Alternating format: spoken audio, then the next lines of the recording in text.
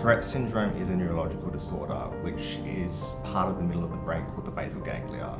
And basically what happens is that the wires in the brain just misfire, and it's not like typical people.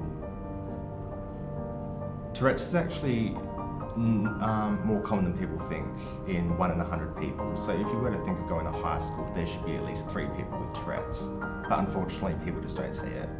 My family didn't accept me for my Tourette's. I had my father, who suffers from tics as well, undiagnosed but definitely has tics. When my family saw me growing up, they saw this person that had mild ticking and didn't think anything of it other than OCD, which is what I was diagnosed with at the age of 5. When my family finally saw my Tourette's blow up in full extent, they just assumed that I was faking it, and that's something that's really hard to get from family. A lot of people misunderstand my Tourette's thinking that it's a swearing condition, and that's not what it is. The swearing part of Tourette's is very misconstrued in the way that it's a part of Tourette's called coprolalia, and what coprolalia is it's not swearing, it's obscenity.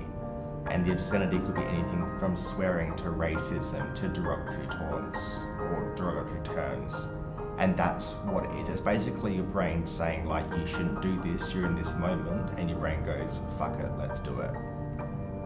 My Tourette's can get very exhausting. So there's times where I'll be laying in bed, and if the pillow behind me isn't set right or something like that, I'll start smacking my head against the bed.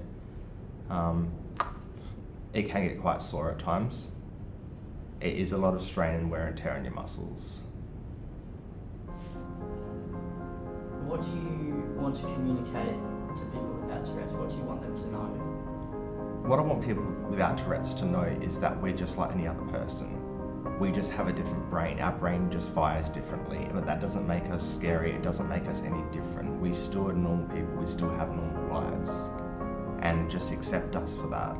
We can't control the actions and sounds that we make, and as annoying as it is for some people to hear and watch, it's just as annoying for us as well.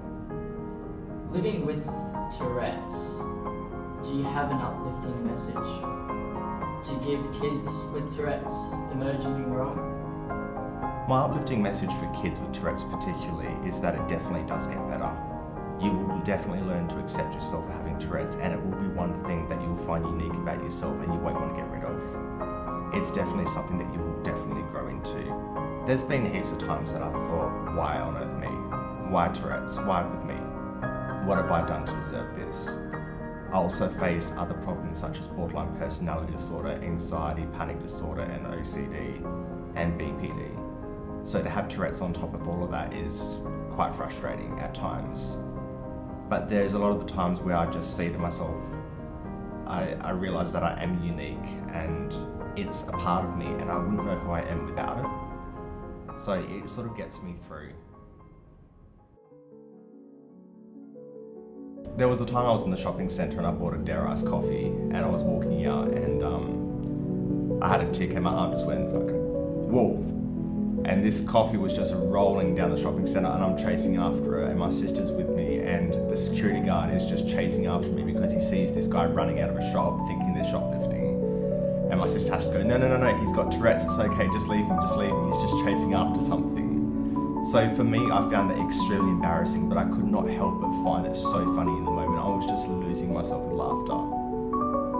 Alrighty, and for my final question, on a scale of 1 to 10, how much do you love your Tourette's? Oh, it really depends on the day. I love my Tourette's probably a 10 out of 10. It really does light me up a lot of the time. It's funny, it's unique, it's very different. It's a very different neurological disorder compared to any other disorder there is. But at times it can get me down. It can get me down in terms of the fact it's very exhausting. It's not so much that I wish I didn't have it, it just can be very tiring. But it's something that I definitely wouldn't change about myself.